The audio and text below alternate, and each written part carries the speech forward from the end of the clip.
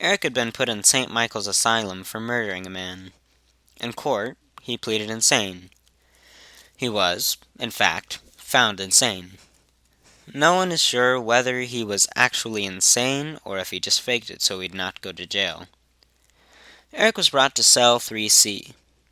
There, he was to stay in that room for 5 years. Eric was tied up in a straitjacket, so there wasn't much to do. All Eric could do was look out the window.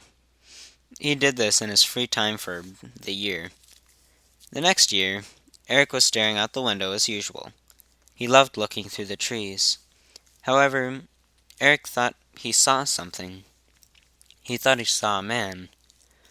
This would have been normal if the man hadn't been so tall. It was dark, so he couldn't see his face. He appeared to be wearing a suit.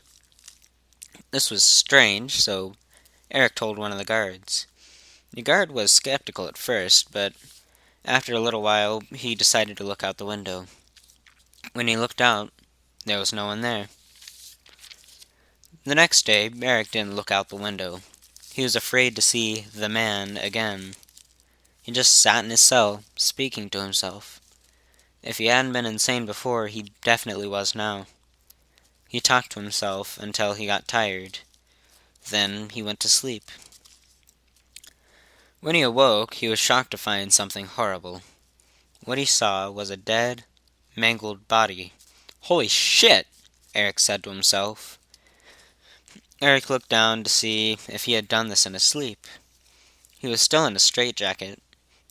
He didn't do this, so he called over a guard. The guard looked down and back to Eric. He frowned for a little bit, turned around, and mumbled something to himself. "The hell was that?" Eric questioned himself. He looked back to the dead body, but it was gone. Eric had been confused.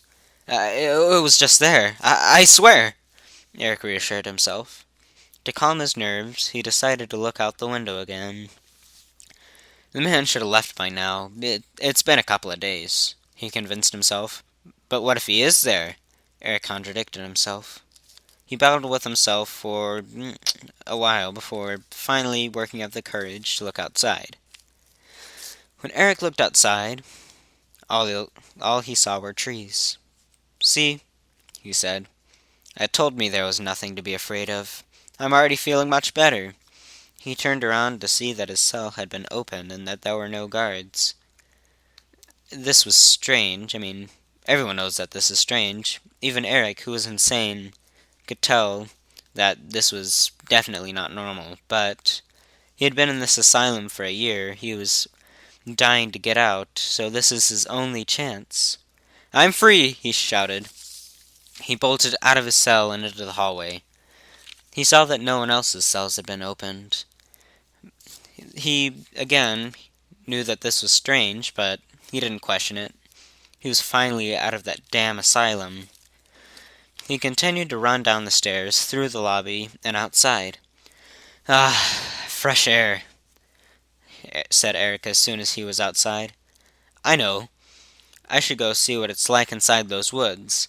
The man is gone, so I'm safe." Eric then ran around to the back of the building to find the forest. When he got to the forest, he saw something. He saw a pile of dead bodies. The bodies were mangled and cut open. Their organs had been taken out and put into plastic bags. The sight was too much for Eric. He began to feel lightheaded. He decided to leave. Just as Eric turned around, he bumped into someone. "Hey, watch it, you jerk. Who do you—" He went dead silent. He saw the man. The man was illuminated by the full moon. Eric finally got a look at his face. His face was, well, it was the face of the man he killed. His body was decayed. Eric trembled in place, and then did what any person would do. Run.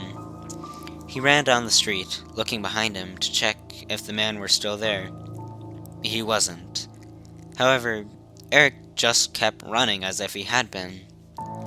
He ran into a neighborhood and banged on the door of a random house. After Eric knocked for about 30 seconds, a man came out wearing athletic shorts and a t-shirt.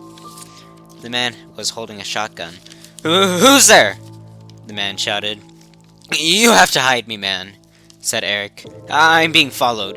It's a man. He's about 7 feet tall, wearing a black suit, and his face, my God, his face, it's angry.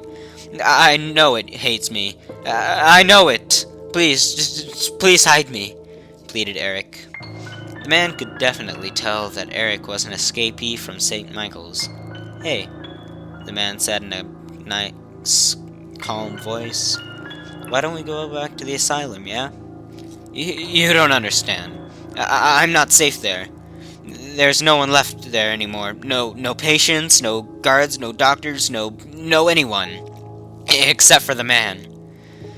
The man felt sorry for Eric, and thought that he meant that he was being neglected. Well, okay, the man said, after thinking for a minute. I'll let you stay here for tonight, and then I'll take you to another asylum. Sound good? Oh, thank you, Eric said gleefully, as he wrapped his arms around the man. Hey, easy, the man said. Say, he said, after a while, what's your name? I'm Eric. And you? I'm Daniel. Nice to meet you, Daniel. Nice to meet you, too. After about a minute of silence, Daniel finally spoke.